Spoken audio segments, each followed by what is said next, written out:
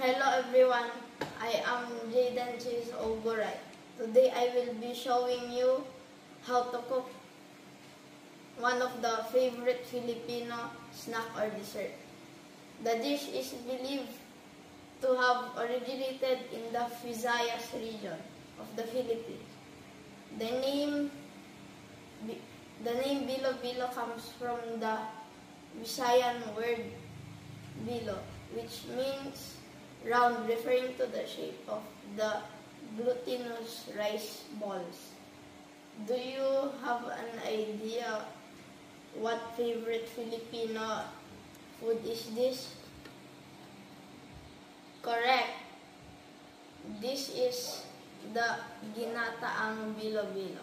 Ginataang bilo-bilo is a great comfort food, especially on a rainy day. It is very versatile as it can be eaten hot or cold, so you can enjoy it as an afternoon snack and even for breakfast or as a dessert. It is hearty and very nutritious at the same time.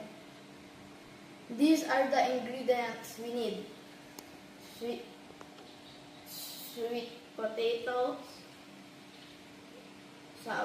banana,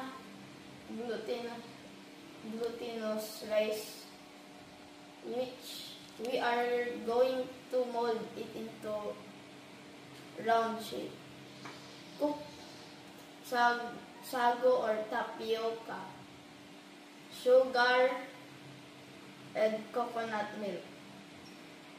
Water for the glutinous rice and water for cooking the ginatang bilo-bilo. First thing we need to do is to wash our hands with soap and water before we prepare the ingredients. Then let's wash the ingredients.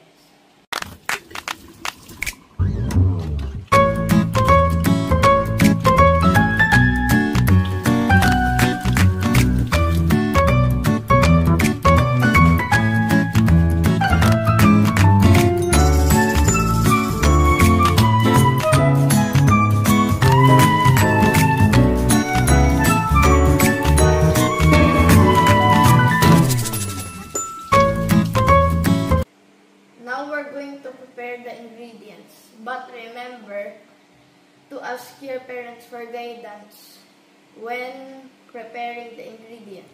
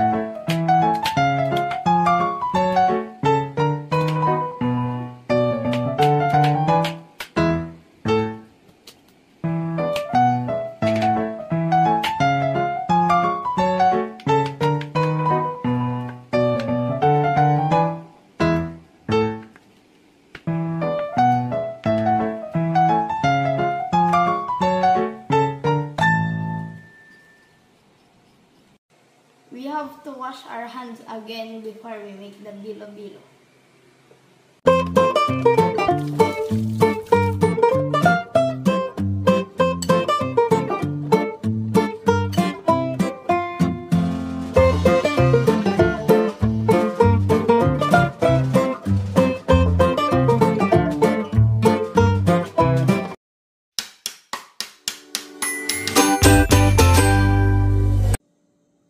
In a pot, combine 2 cups of water, coconut milk, and sugar, and bring to boil.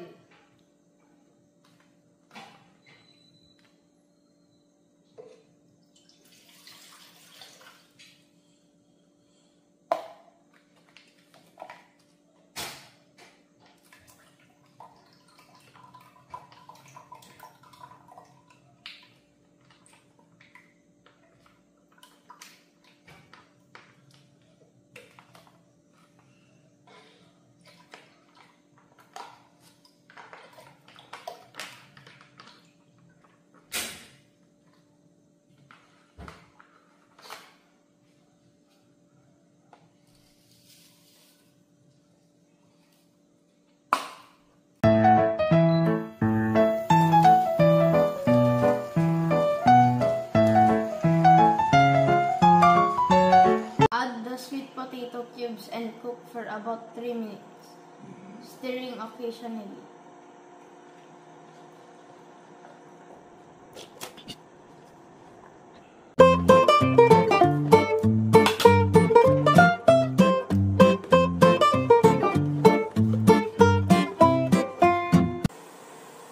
Next, add the banana cubes and cook for 3 minutes.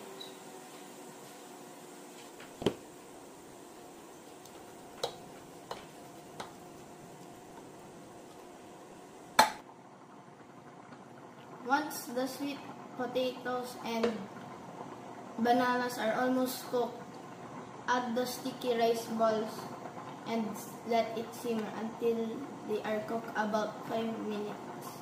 While stirring occasionally, you know the sticky balls are done when they are floating.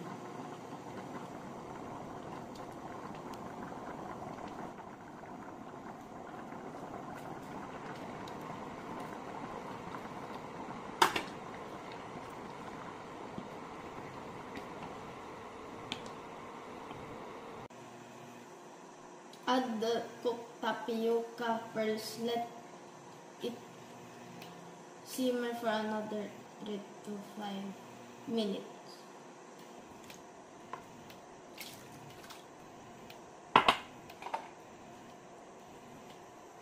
It will continue to thicken after removing it from the heat. Serve hot or cold.